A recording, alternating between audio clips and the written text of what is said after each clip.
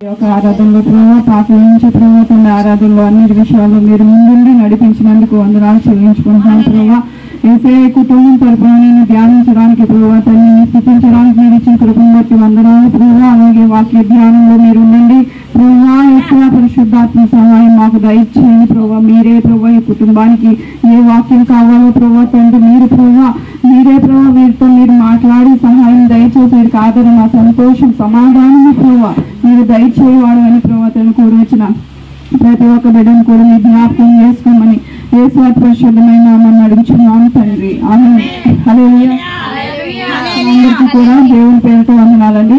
కుటుంబం తరపున దేవుడు మనం స్తుతించడానికి ఆయన స్తుతించడానికి మనకి ఇచ్చిన కృపను బట్టి ఆయనకు మనం ఏమి ఇచ్చినా కూడా మనం రుణం తీర్చలేం. గట్టిగా ఒకసారి హల్లెలూయా చెప్దాం. హల్లెలూయా హల్లెలూయా. ఎందుకంటే ఆయన గొప్ప దేవుడు. ఎప్పుడైనా కూడా ఎవరు ఈ ప్రపంచంలో 700 కోట్ల పైన జనాభా ఉన్న ప్రతి ఒక్క హృదయం కూడా దేవునికి తెలుసు. అంటే ప్రతి ఒక్క హృదయంలో కూడా వారికి ఏ బాధలు ఉన్నాయి అనేది ప్రతిదీ కూడా దేవునికి తెలుసు. కాబట్టి ఈ రాత్రికాల సమయంలో మనం అనుకుంటాం మనం ఉన్నది కొద్ది మందే కదా, నిజంగా దేవుడి యొక్క ప్రార్థన అంగీకరిస్తాడా లేకపోతే మనం చూస్తున్నాడా అని మనం అనుకుంటాం. కానీ ఈ కుటుంబం ప్రారంభించిన ప్రతి ఒక్క ఆరాధనని కూడా దేవుడు పరలోకంలో ఎంతో సంతోషంగా దూతలతో సంబరాలు చేసుకోవడం జరుగుతుంది. హల్లెలూయా.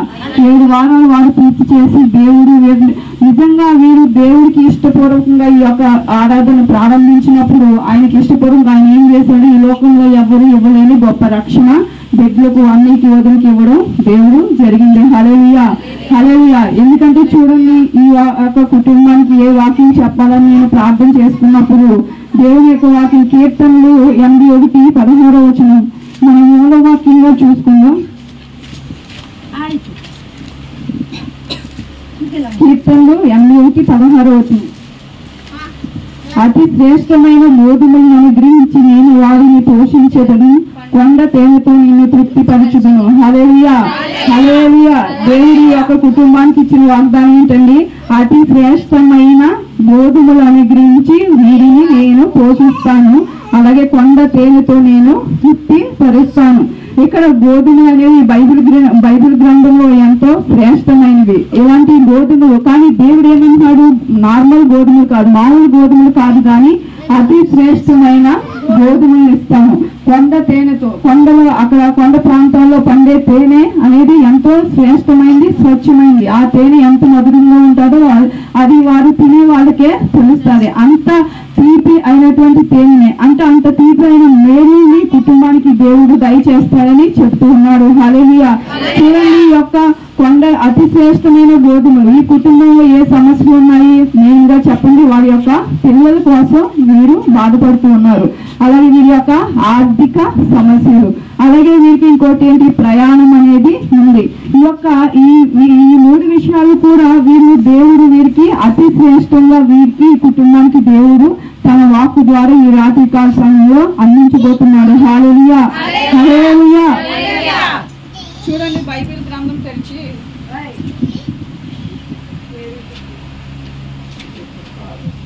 కీర్తనలు 37 ద్వితీయోపదేశ కాండము 11 18-19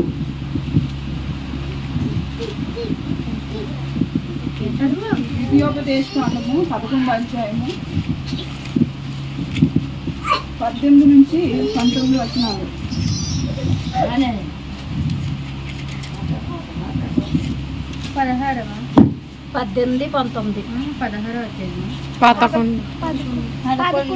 చదువు. కాబట్టి మీరు ఈ నా మాటలను మీ హృదయంలోను మీ మనసులోను ఉంచుకుని వాటిని మీ చేతుల మీద సూచనలుగాను కట్టుకొనవలెను, అవి మీ కన్నుల నడుమ బాసికములో ఉండవలెను. నీవు ఇంట కూర్చున్నప్పుడు, తోడ నడిచినప్పుడు, పండుకున్నప్పుడు, లేచినప్పుడు వాటిని గూర్చి మాట్లాడుతా వాటిని నీ పిల్లలకు నేర్పి నీ ఇంటి ద్వారబంధముల మీద నీ గౌనం మీద వాటిని రాయవలెను. హల్లెలూయా. ఇక్కడ ద్వితీయోపదేశ కాండంలో మోషే చేత దేవుడు ధర్మశాస్త్రాన్ని ఇవ్వడం జరిగింది. ఇచ్చినప్పుడు ఒక కుటుంబానికి కావాల్సింది ఏంటండి, ఇక నీ ఇంట కూర్చున్నప్పుడు, నువ్వు నడిచినప్పుడు, పండుకున్నప్పుడు, అలాగే మాట్లాడినప్పుడు కూడా ఇవన్నీ దేవుని యొక్క మాటలు ఎవరికి నేర్పాలంట, మన పిల్లలకి నేర్పాలి.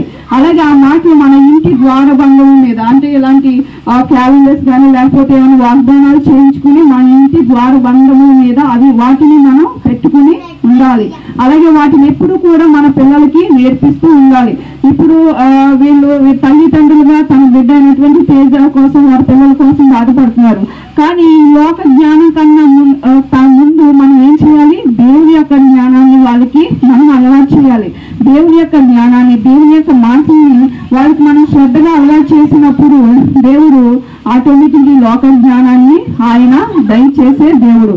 కాబట్టి పిల్లల కోసం ఎప్పుడు కూడా చింతించక్కర్లేదు. ఎందుకంటే దేవుడు ఇచ్చిన వాగ్దానం అంటే ముందుగా ఆయన చెప్పేది ఏంటంటే, నా మాటలు మీ పిల్లలకి మీరు నేర్పండి. వాళ్ళు కూర్చున్నప్పుడు కానీ, లేచినప్పుడు కానీ, నడిచినప్పుడు కానీ, పండుకునేటప్పుడు కానీ, ప్రతి విషయంలోనూ కూడా నా మాటలు నీ పిల్లలకి నేర్పాలని దేవుని యొక్క వాక్యము ఇక్కడ సెలవిస్తుంది.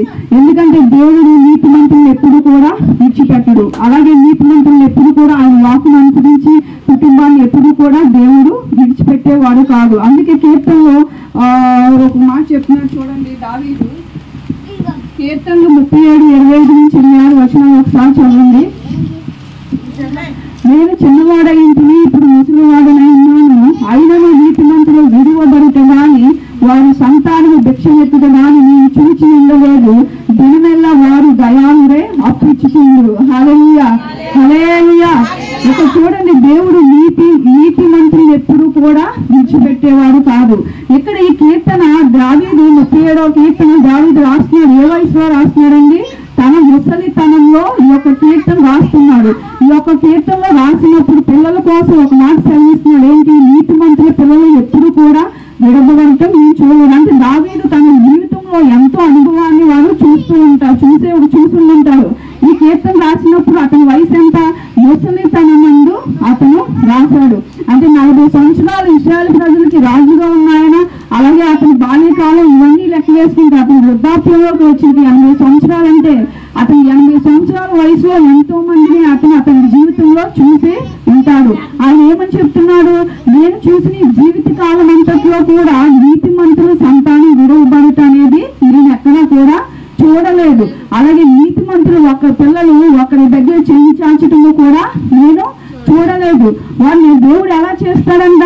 వాడు దయాగుణం కలవాడే అప్పిచ్చేవాడిగా, ఎదుటివాడికి అప్పిచ్చేవాడిగా దేవుడు చేస్తాడంట. కాబట్టి కుటుంబంలో ఈ యొక్క బిడ్డలను దేవుడు ఎలా చేస్తాడంటే జీవితంలో అప్పిచ్చేవాడిగా ఒకరికి సహాయం చేస్తాడు. అలాగే ఒక జ్ఞానవంతులుగా దేవుడు చేస్తాడు. ఈ లోకంలో మనుషులు కనిపించే జ్ఞానం కన్నా దేవుడు కనిపించే జ్ఞానం అనేది ఈ రోజు కాకపోయినా అది ఒక సమయం పట్టినా కూడా ఒక రోజు అనేది తెలియపరుస్తుంది. ఎందుకంటే మనుషుల ఆలోచనలకి అతీతంగా ఆలోచించేవాడు దేవుడు. కానీ ఈ లోకంలో మనం చిన్నప్పటి నుంచి తన తల్లిదండ్రులు అన్ని వదిన బాధపడుతున్నప్పుడు ఆ బిడ్డలు చదవట్లేదని చెప్పి అది ఈ లోక సంబంధమైనటువంటి జ్ఞానం. దానికోసం మనం చింతించక్కర్లేదు, బాధపడక్కర్లేదు. మనం దేవుడి పైన భారం వేసి వారిని మనం ఆ యొక్క స్కూల్కి మనం పంపించినప్పుడు సమస్తము కూడా ఆయన చూసుకునేవాడు.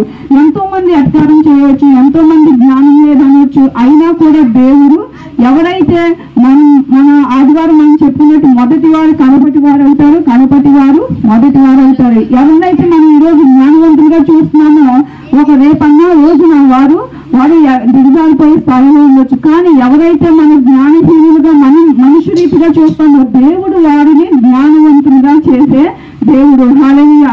ఈ లోక జ్ఞానం అనేది ఎందుకు పనికిరాదు. ఈ లోక జ్ఞానం పనికొచ్చుంటే కనుక ఎంతో మంది ఆకాశంలోకి, అంతరిక్షంలోకి గొప్ప గొప్ప ఈ యొక్క రాకెట్స్ ని పంపించినప్పుడు అవి నాశనం అయ్యే అవకాశమే ఉండేది కాదు. ఎందుకు? అవన్నీ కూడా మనుషు జ్ఞానంతో వీళ్ళు పంపిస్తూ ఉన్నారు. కానీ దేవుడు జ్ఞానం అనేది ఎప్పుడు కూడా నాశనం అవ్వదు. హల్లెలూయా, హల్లెలూయా.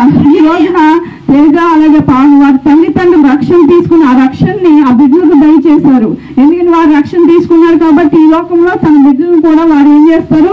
దేవుని యొక్క వెలుగులోకి వారిని నడిపించగలరు. అలాగే దేవుని యొక్క వాక్కుని వారికి పరిచయం చేశారు. కాబట్టి దేవుడే వారిని చూసుకుంటాడని చెప్పి దేవుడు ఒక వాగ్దానాన్ని వారికి ఇస్తున్నాడు. హల్లెలూయా, హల్లెలూయా. అలాగే చూడండి, ద్వితీయోపదేశ కాండము 12వ అధ్యాయము 7వ అధ్యాయము 12 నుంచి 15 వచనాలు.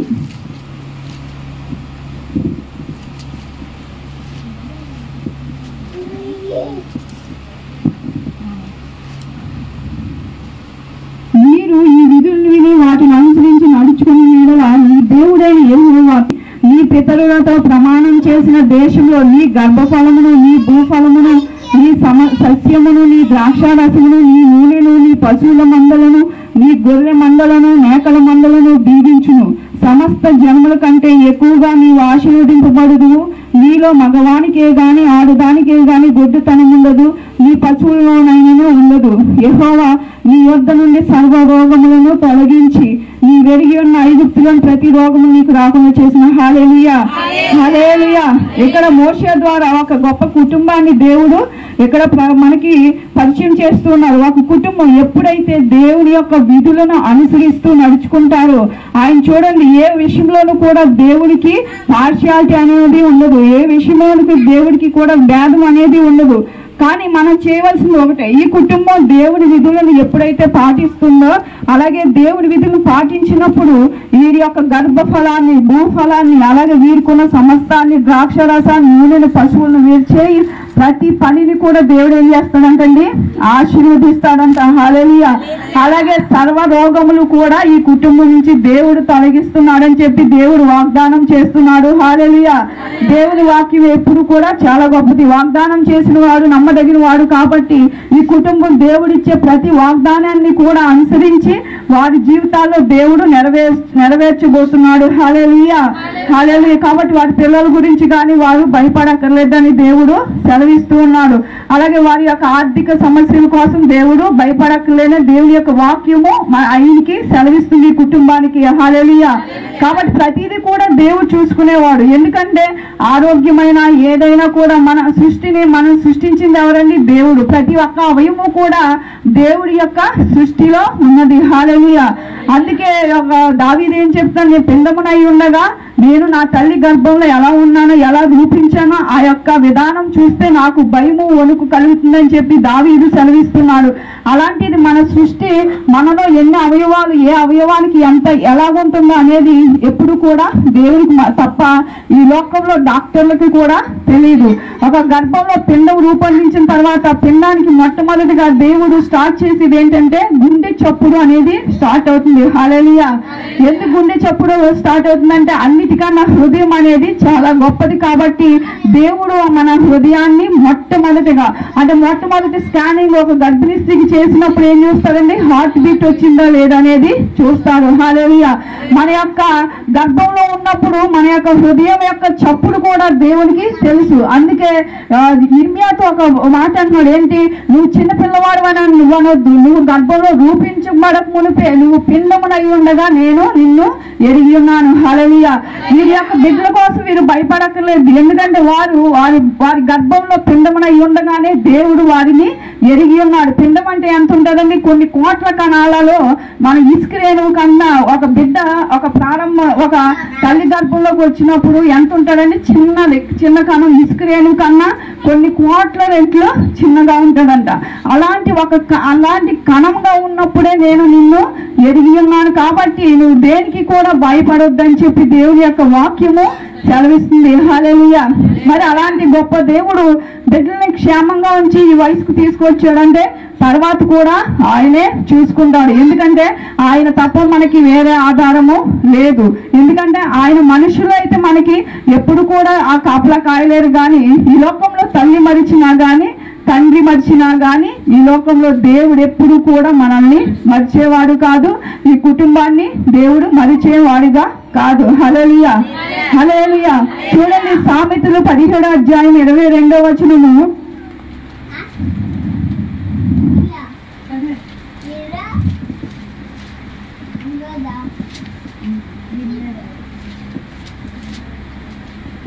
సామెతలు 17:22వ అధ్యాయము 17:22. సంతోషము గల మనసుకు ఆరోగ్య కారణం. హల్లెలూయా.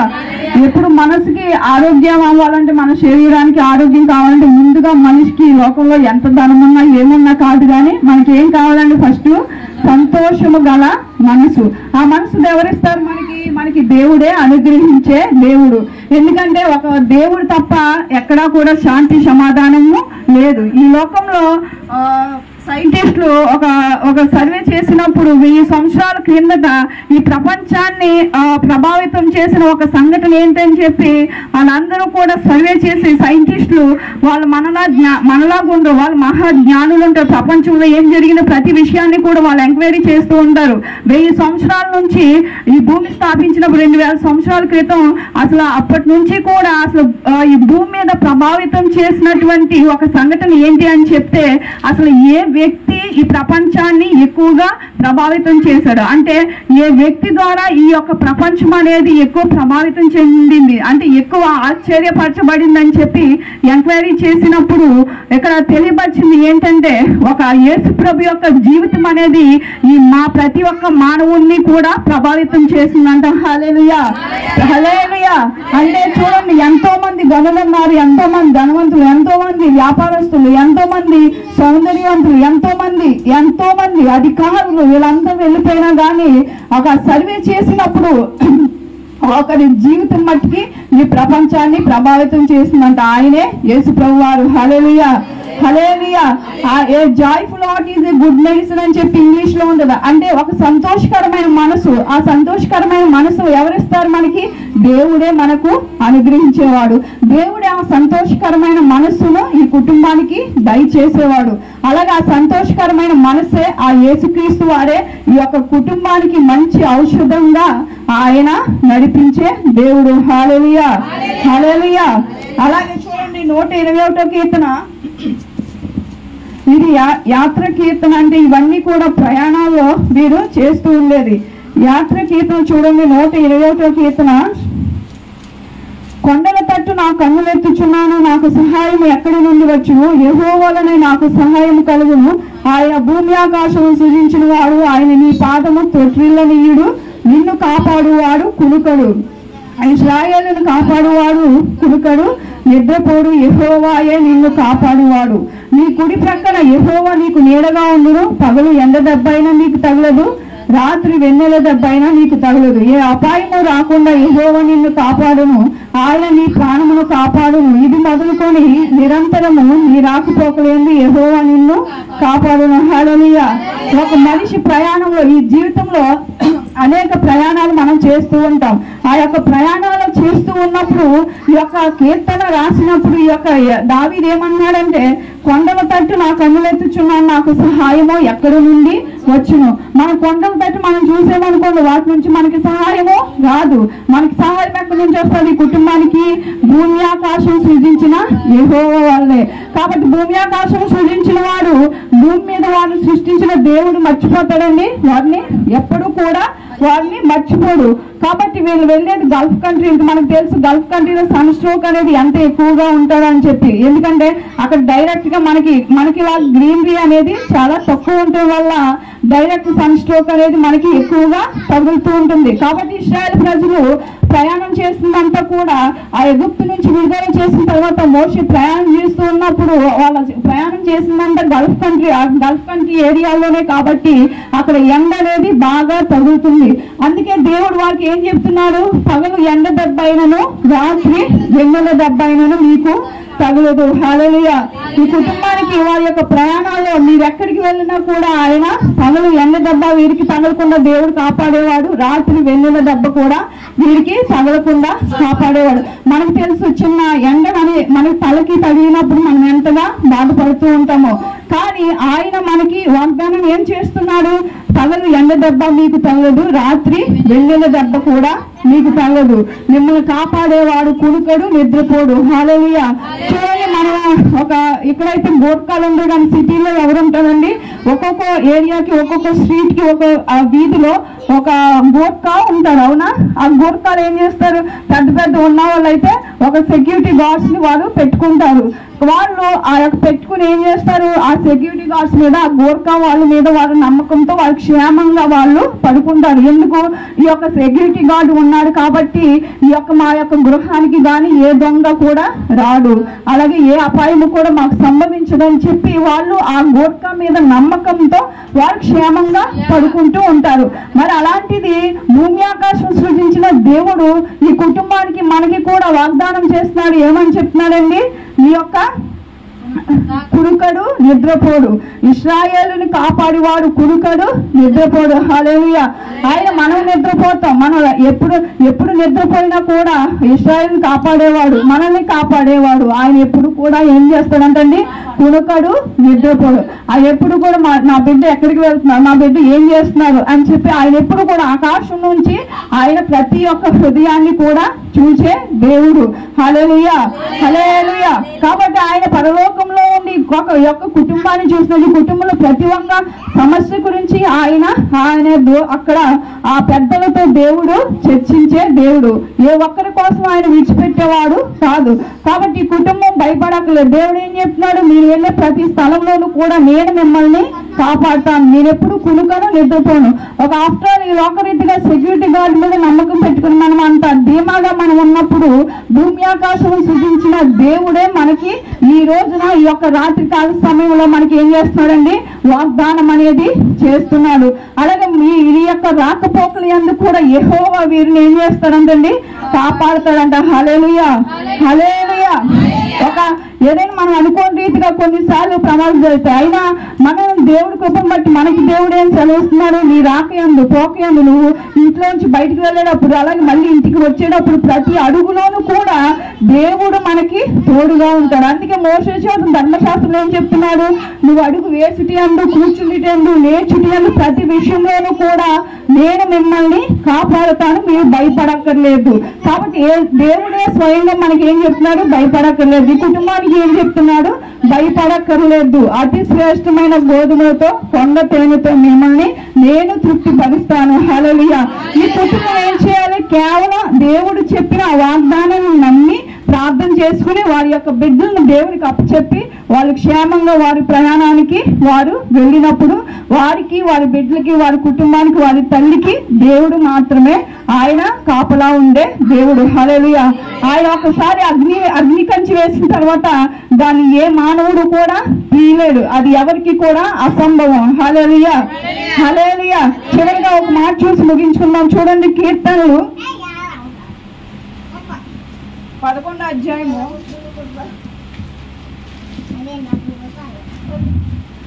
ఈ కుటుంబంలో ఒక యజమానుడు లేడు కాబట్టి ఆయన కీర్తనలో 10వ అధ్యాయంలో 14వ వచనం, తండ్రి లేని వారికి నీవే సహాయుడివై ఉన్నావు. హల్లెలూయా, హల్లెలూయా. తండ్రి లేని వారికి, నలిగిన వారికి న్యాయము తీర్చుటకై నీవు వారి హృదయమును స్థిరపరిచితివి, చెవి యొగ్గి ఆలకించితివి. హల్లెలూయా. ఈ లోకంలో తండ్రి లేకపోవచ్చు, అయినా దేవుడు ఏం చెప్తున్నాడండి? నలిగిన ఈ కుటుంబానికి దేవుడే స్వయంగా న్యాయం తీర్చడానికి, వీరి యొక్క హృదయాలను స్థిరపరచడానికి ఈ యొక్క రాత్రికాల సమయంలో దేవుడు ఇక్కడ సంచరించే దేవుడు. హల్లెలూయా, హల్లెలూయా. తండ్రి లేదని బాధపడక్కర్లేదు. విధవరాళ్ళంటే మీరు బాధపడక్కర్లేదు. దేవుడు ఏం చెప్తున్నాడు యెషయా గ్రంథంలో? విధవరాల పక్షమున నేను యుద్ధం చేసే దేవుణ్ణి. హల్లెలూయా. ఆ సారేపతి విధవరాలు ఆ కుటుంబాన్ని 3.5 సంవత్సరాలు కరువు వచ్చినప్పుడు ఒక దైవజనుల్ని పోషించే కుటుంబాన్ని దేవుడు చేశాడు. కాబట్టి ఏ విషయంలోనూ కూడా ఈ యొక్క కుటుంబం భయపడకలేదు. ప్రతి విషయంలోనూ కూడా దేవుడు మంచి వాగ్దానాలు ఈ కుటుంబానికి దేవుడు దయచేసినందుకు ఆయనకి మనం ఏమిచ్చినా కూడా రుణం తీర్చలేం. ఎందుకంటే ఈ లోకంలో మనుషుల మాట నమ్మేదానికన్నా ప్రతిదీ కూడా మనకి ఏదైనా సమస్య వచ్చినది ఇప్పుడు ఈ కుటుంబం ఏం చేయాలంటే కేవలం వెంటనే ఒక సమస్య అనిపించింది అనుకోండి, వెంటనే వెళ్ళి మోకరించి ప్రభా ఇలా జరిగింది, కేవలం నీకే అప్పు చెప్తున్నాను, నువ్వే చూసుకో అని చెప్పి మళ్ళీ మన పని మనం చేసుకుంటూ పోవాలి. ఈ కుటుంబానికి దేవుడు ఇచ్చిన ప్రతి వాగ్దానాన్ని బట్టి దేవునికి మనం కృతజ్ఞతాస్తుతులు చెల్లించుకుందాం. హల్లెలూయా. ఈ కుటుంబానికి న్యాయం చేసేవాడు, కనికరం చూపేవాడు, దయ చూపేవాడు అన్నీ కూడా కేవలం యేసు ప్రభు వారే.